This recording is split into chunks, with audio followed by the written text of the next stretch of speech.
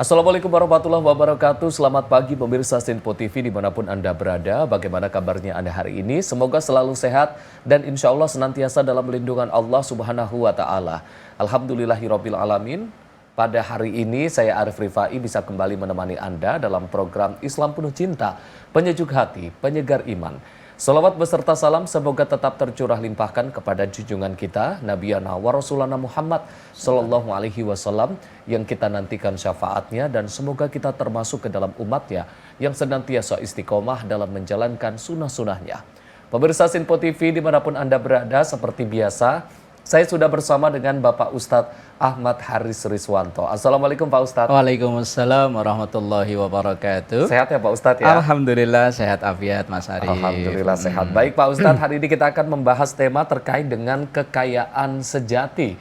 Kita akan bahas dalam Islam Penuh Cinta, Penyejuk Hati, Penyegar Iman.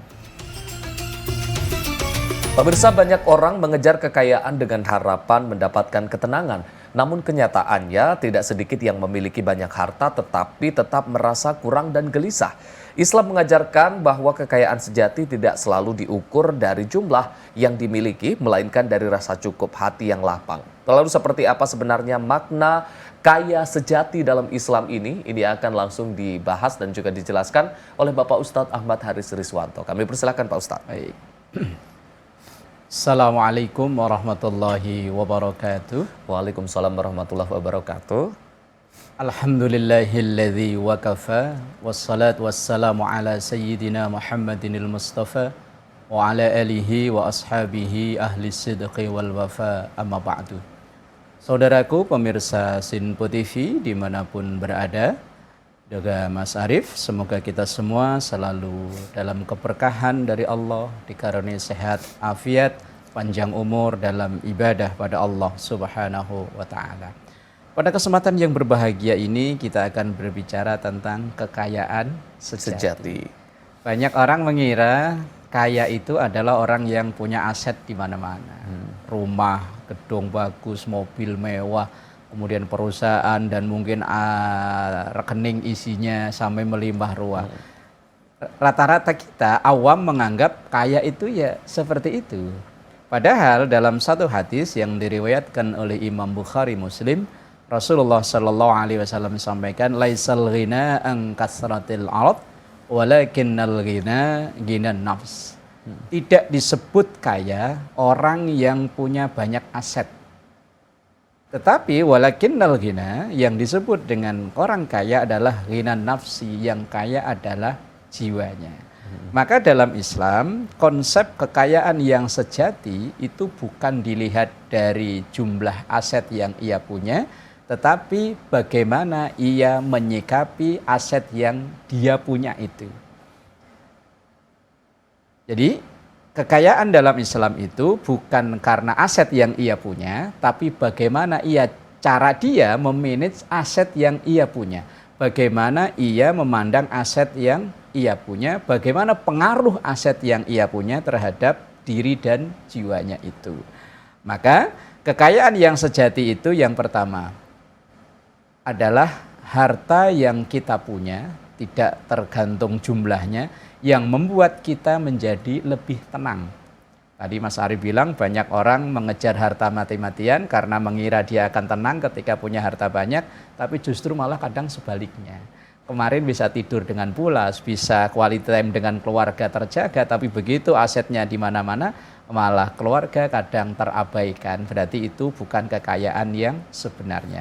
Kekayaan yang sebenarnya adalah harta benda yang kita punya, aset yang kita punya, yang membuat hati kita ini menjadi tambah tenang. Hati ini dalam ibadah tambah tenang, dengan keluarga menjadi tambah baik, dengan lingkungan menjadi tambah baik. Itulah harta yang sesungguhnya, harta yang sejati. Hati menjadi lebih qanaah. Kemudian dan yang terpenting, harta itu menjadi wasilah untuk memperoleh kebaikan, baik kebaikan di dunia terlebih kebaikan akhirat. Artinya harta yang menyebabkan dia menjadi lebih dermawan. Terkadang ada orang yang saat hidupnya masih dibilang pas-pasan, dia orang yang dermawan. Ia itu kadang kalau kita mau jujur Mas Arif, kadang orang yang hidupnya dalam garis kekurangan, itu ia berani mengeluarkan 50% dari harta yang ia punya. Tetapi orang kaya kayaknya mengeluarkan hartanya 50% itu berat. Diminta 2,5% aja mikirnya lama. Ini saya pernah dengar cerita Mas Arif. Sama-sama tukang becak. Hari itu dia dapat penghasilan 100.000. Kebetulan teman sama seprofesi tukang becak itu istrinya lagi sakit. Untuk membeli obat, saat itu belum punya duit, itu tukang becak yang satu itu penghasilan yang 100.000 itu, yang 50.000 dikasihkan ke temannya. Statusnya juga bukan minjam, ngasih. Berarti kan 50% dari hartanya berani dikasihkan ke orang lain. Ternyata kedermawanannya kalau hitung-hitungan persentase lebih besar daripada orang kaya. Orang kaya kadang yang asetnya bisa miliaran bahkan triliunan, mungkin yang dikeluarkan hanya sekian persen dari hartanya itu. Lah, kekayaan yang sejati adalah kekayaan yang membuat pribadi tersebut hatinya menjadi lebih tenang. Kemudian yang kedua, kekayaan yang sejati itu adalah seseorang yang bisa menempatkan harta itu hanya sebatas di tangan, tapi tidak sampai masuk ke dalam hatinya. Sehingga ketika dia punya banyak, dia tidak tinggi hati alias sombong. Ketika harta itu berkurang, dia tidak kecil hati. Atau mungkin ketika harta itu berpindah ke orang lain, dia tidak sakit hati. Nah, itulah yang dimaksud dalam Al-Quran, dalam surah Al-Hadid ayat 23. Likai la ta'sau ala ma fatakum wa la tafrahu bima atakum. Harta itu hendaknya tidak membuat ia menjadi tadi itu sakit hati, kecil hati ketika harta itu sudah hilang dari dirinya. Dan juga wala tafrahu tidak terlalu bergembira yang berlebihan atau menjadi tinggi hati bima atakum dengan sesuatu yang diberikan kepadanya. Artinya harta yang ia punya hanya cukup di tangan saja tapi tidak sampai masuk ke dalam hati. Dan inilah yang dicontohkan para sahabat Rasul yang kebetulan diberikan harta yang melimpah ruah dibanding dengan sahabat lain. Misalnya kayak sahabat Utsman bin Affan, sahabat Abdurrahman bin Auf. Ini kan dua orang sahabat yang terkenal konglomerat saat itu. Tetapi seberapapun harta yang beliau-beliau ini miliki tidak sampai berpengaruh dalam hatinya. Sehingga ketika panggilan berjuang yang membutuhkan pendanaan, maka dua orang sahabat ini yang maju tampil paling depan dalam hal pendanaan itu. Artinya untuk menyikapi kekayaan yang ia miliki ini. Inilah kekayaan yang sejati, yaitu hanya cukup di tangan, tidak sampai masuk ke dalam hati. Kemudian yang ketiga, prinsip atau definisi kekayaan sejati itu adalah dia adalah orang yang tidak diatur oleh asetnya atau uang, tapi dialah yang menentukan mengatur asetnya. Artinya dalam bahasa lain, dia tidak diperbudak oleh hartanya, tapi dialah justru yang memperbudak hartanya itu. Kalau dalam bahasa, saya masih ingat betul ceramahnya almarhum Al-Maghfurlah Kiai Zainuddin MZ, itu ngomongnya begini, duit, saya mati-matian ngejar kamu, jangan sampai kamu memperbudak saya. Sekarang saatnya kamu harus saya perbudak. Kamu yang harus saya atur sesuai kemampuan saya untuk menggapai ridho Allah Subhanahu wa Ta'ala. Nah, kemudian yang keempat, kekayaan sejati itu adalah harta adalah alat, bukan tujuan.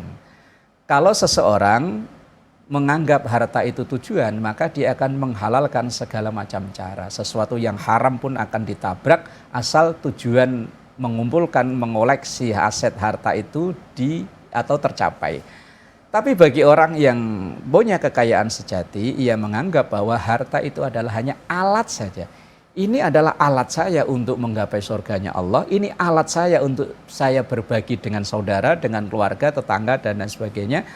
Harta bukan tujuan, tapi harta adalah alat. Dan kekayaan yang sejati yang disampaikan oleh sahabat Ali bin Abi Thalib dalam satu makalahnya, beliau mengatakan begini.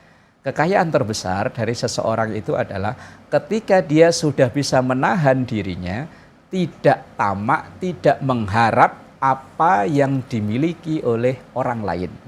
Artinya dia bisa ikhlas terima, qanaah bahwa kalau sesuatu yang dikejar bersama, tapi ternyata yang mendapatkan adalah orang lain. Kemudian dia bisa ikhlas dan ridho, inilah kekayaan yang sejati, kata Sayyidina Ali bin Abi Thalib.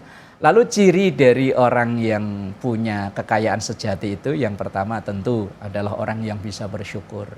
Seberapapun harta yang ia punya, sebanyak apapun aset yang ia punya, tapi kalau tidak bisa bersyukur, itu ibarat orang minum air laut katanya. Air laut itu semakin diminum, maka semakin haus. Semakin diminum, semakin haus. Maka perburuan itu nggak akan ada selesainya ya, hatta zurtumul maqabir, sampai dia masuk ke alam kubur, baru akan selesai. Lah kekayaan sejati itu adalah orang yang bisa bersyukur. Punya seberapapun, kalau dia bersyukur, insya Allah itu yang membuat hati menjadi tenang. Sebaliknya, orang yang nggak bersyukur, seberapapun yang dipunya, malah hatinya semakin tidak tenang.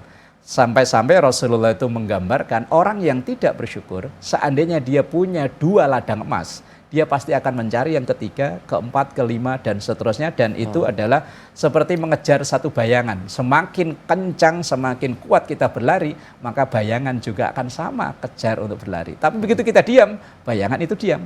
Itu gambaran orang yang tidak bisa bersyukur. Maka dalam ayat yang begitu masyhur, sering kita dengar, disampaikan oleh guru-guru kita, la in syakartum la azidannakum wala in kafartum inna adzabi lasyadid. Kalau kalian mau bersyukur, maka makan akan ditambahkan. Ditambahkan itu bisa jadi kualitasnya, kuantitasnya, jumlahnya, bisa jadi ketenangan yang ada dalam dirinya. Mungkin jumlahnya segitu-segitu aja, tapi ketenangan dalam dirinya makin bertambah. Itu efek daripada syukur. Tapi wala in kafartum, tapi kalau engkau mengingkari, ingat inna adzabi lasyadid, azabku sangat pedih. Azab bukan hanya di neraka, di dunia bisa jadi. Artinya walaupun dia punya banyak tapi tidak bisa bersyukur, maka ketenangan dalam dirinya maka akan jauh. Ketika hartanya menyebabkan dia makin jauh dengan Tuhannya, dengan keluarganya, dengan lingkungannya, ini adalah azab yang nyata di dunia ini, belum nanti di akhirat. Insya Allah nanti bisa kita lanjut kembali di segmen berikutnya. Wallahu a'lam. Bisa. Masya Allah. Baik Mbak Ustadz dan juga Pak Birsa, nanti kita akan lanjut lagi pembahasan dan juga obrolan kita terkait dengan tema kita pada hari ini, terkait dengan kekayaan sejati. Untuk itu jangan kemana-mana, tetaplah bersama kami di Islam Penuh Cinta, penyejuk hati, penyegar iman.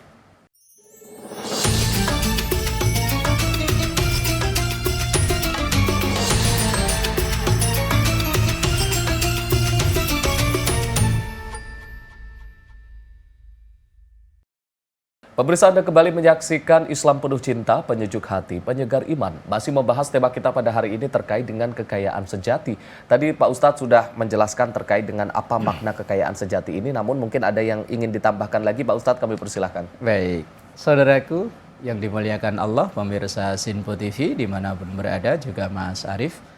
Tadi di antara ciri orang yang mempunyai kekayaan sejati itu adalah pertama orang yang bisa bersyukur. Lah bersyukur itu bisa diwujudkan dia dengan memanfaatkan harta yang dia punya untuk kemaslahatan atau kebaikan, bukan hanya untuk dirinya tapi juga untuk orang-orang di sekitarnya. Artinya kekayaan yang dia punya itu tidak dinikmati sendiri, tapi dinikmati oleh yang paling utama tentu keluarganya.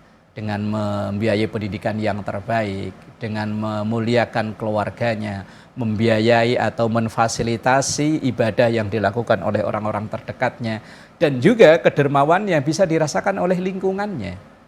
Betapa Islam ini, kegiatan-kegiatan dalam beragama ini akan bisa berjalan kalau ada orang yang punya kekayaan sejati, semisal Utsman bin Affan atau Abdurrahman bin Auf itu. Makanya ada satu makalah mengatakan begini, Mas Arief. Man kana lahu mal falyatasaddaq bimali. Orang yang kebetulan punya aset harta, maka bermanfaatlah, buktikan syukurnya itu bermanfaat dengan hartanya. Artinya, misalnya Muslim di dunia ini banyak orang-orang kaya yang punya kekayaan sejati, insya Allah Muslim itu tidak dipandang sebelah mata oleh orang-orang yang tidak suka dengan Islam. Kita ini sering dipandang sebelah mata karena orang yang punya aset tapi belum mampu menjadi seorang yang kekaya sejati. Misalnya, mohon maaf, kita tidak merendahkan ya. Terkadang ada pembangunan yang berkenaan dengan tempat ibadah itu sampai terbengkalai bertahun-tahun. Padahal di lingkungan situ banyak orang-orang yang punya aset atau punya kekayaan itu. Kadang mohon maaf sampai meminta-minta di pinggir jalan, sampai keliling dari rumah ke rumah yang Ya oke lah kalau memang di sekitaran itu warga memahami. Kadang kan rumahnya di sini, nyari sumbangannya di kota lain dengan door to door dari rumah ke rumah. Ya kalau yang didatangi itu sesama muslim. Kalau yang non muslim terkadang itulah yang menyebabkan kita umat Islam ini dipandang sebelah mata. Kayak nggak ada orang Islam yang kaya aja. Nah, kadang kan sering dengar ucapan seperti itu. Ya itu bagian dari ikhtiar para panitia pembangunan itu untuk mencari pendanaan. Tapi alangkah baiknya saudaraku para pemirsa Tinfo TV yang saat ini dititipi harta yang dalam tanda kutip lebih oleh Allah, jadilah kaya yang sebenarnya kaya, bukan hanya memiliki aset saja, tetapi memanfaatkan kekayaannya itu, mewujudkan syukurnya itu dengan ia menjadi orang yang dermawan itu tadi. Karena man kana lahu mal falyatasaddaq bimali. Kemudian kekayaan sejati itu adalah, tadi sebetulnya sudah saya sedikit sampaikan di awal, adalah orang yang bisa bersifat zuhud. Zuhud itu tadi, harta itu hanya sekedar di tangan, tapi tidak sampai ke hati. Maka orang-orang yang punya ciri khas kekayaan sejati, yang punya sifat zuhud itu, dia tidak menjadi sombong ketika asetnya bertambah, dan tidak menjadi putus asa ketika asetnya berkurang. Dan ada kekayaan yang sebetulnya tidak bisa dicuri dan tidak bisa berpindah ke orang lain, justru ketika kita amalkan akan semakin kuat dan semakin kuat, yaitu orang yang kaya akhlak dan kaya ilmu. Maka Sayyidina Ali bin Abi Thalib ketika beliau ditanya, wahai Ali, ketika engkau seandainya ada yang menawarkan kepadamu antara ilmu dan harta, engkau memilih mana? Sahabat Ali bilang memilih ilmu. Kenapa? Kalau harta ketika saya bagi-bagi, zahirnya akan semakin berkurang. Tetapi kalau saya kaya ilmu, semakin saya bagi ilmu itu, maka ilmu itu semakin kuat dan semakin menambah. Semakin orang itu semakin mengajar, maka akan semakin menemukan ilmu baru. Semakin berbagi ilmu akan menemukan ilmu baru. Ini ya bukan hanya tentang ilmu agama, karena sebetulnya tidak ada dikotomi antara ilmu agama dan ilmu umum. Semua ilmu adalah sama. Semua ilmu, selama ilmu itu untuk kebaikan kehidupan bermasyarakat, bukan untuk menghancurkan tatanan kehidupan masyarakat, itu adalah ilmu. Semakin dia berbagi, maka ilmu itu semakin kuat dalam dirinya dan akan menemukan ilmu baru. Dan itu kekayaan yang tidak akan ada habisnya. Kemudian kekayaan yang tidak ada habisnya itu adalah kekayaan yang sejati, adalah akhlak atau kepribadian yang baik.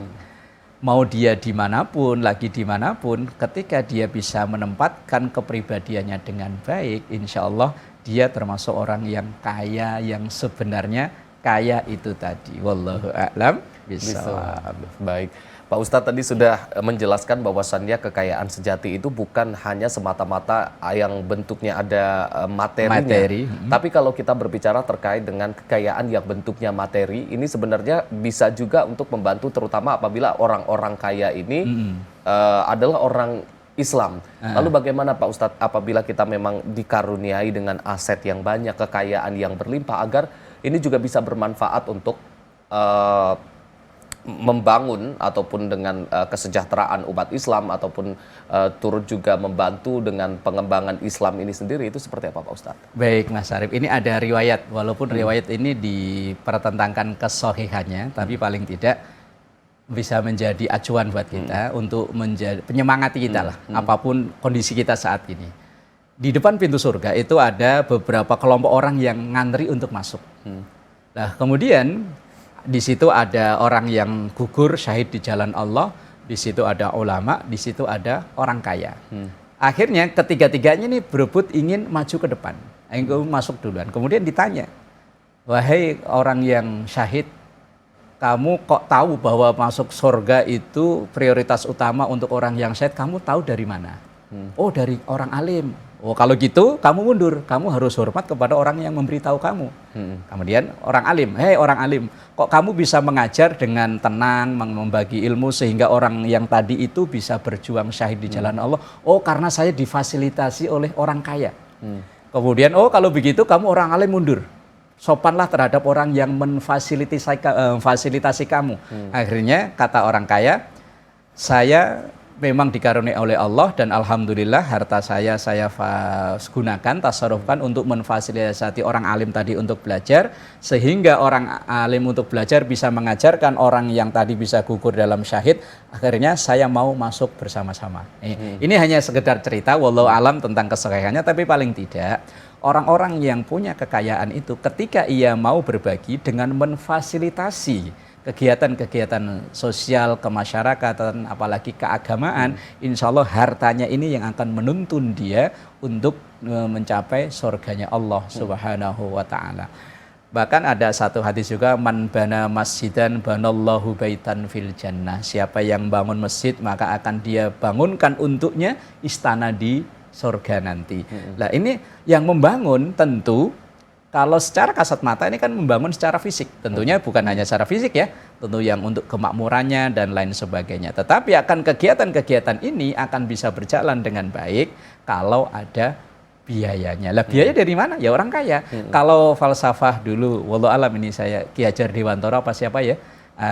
Ing ngarsa sum tulodo, kalau Mas Arif mungkin ingat ya, Jer Basuki mau beo kan. Segala kebaikan itu terkadang membutuhkan biaya.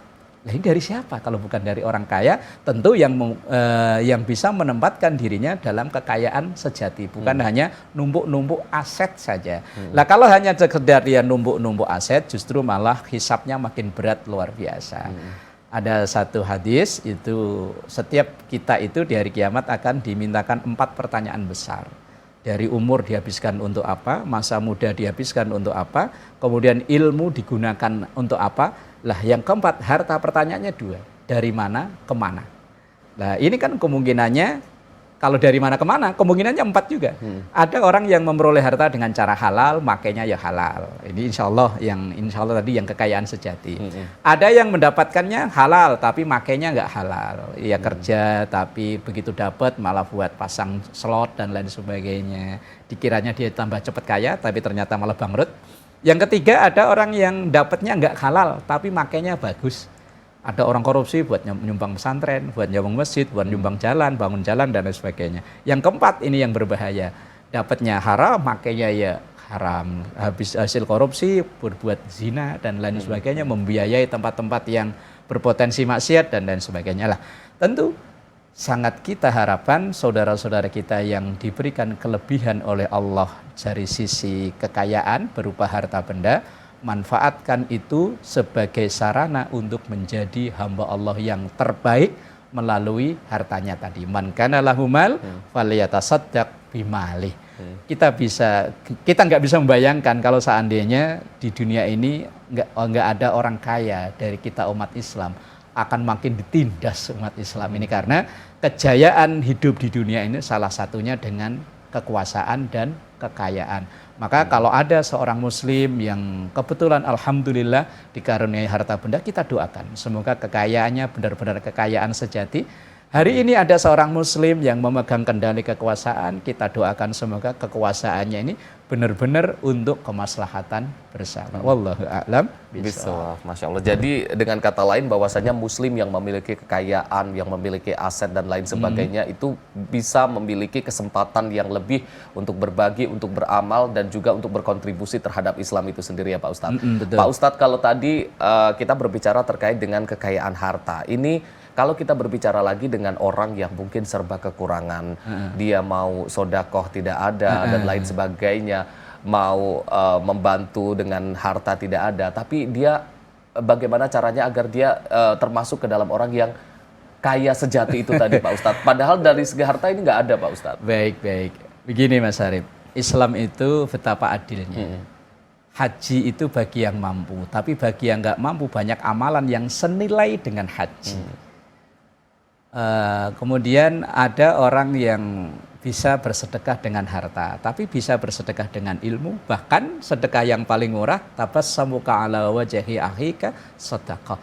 Kita berwajah mencerah, senyum terhadap sesama kita, ya bagian dari sedekah. Jadi artinya walaupun secara fisik kita bukan orang yang berharta, tapi tetap bisa berbuat seperti senilai dengan orang-orang yang dikaruniai harta itu. Tapi tentu ya kita berjuang tadi ya, karena tetap bagaimanapun al-mu'minul qawiyyu khairun minal mu'minid dhaif. Seorang mukmin yang kuat itu jauh lebih bermanfaat daripada mukmin yang lemah.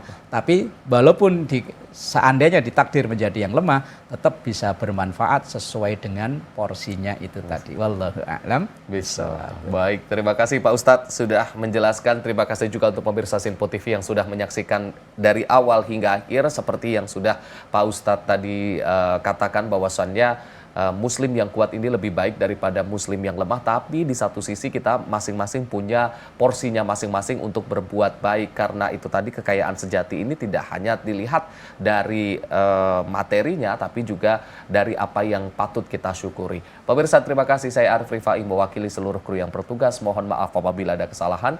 Billahi taufik wal hidayah. Wassalamualaikum warahmatullahi wabarakatuh. Astaghfirullahaladzim. Allahumma salli ala Sayyidina Muhammad. Rabbana taqabbal minna innaka antas sami'ul alim wa tub alaina innaka antat tawwabur rahim. Sallallahu ala Sayyidina Muhammad.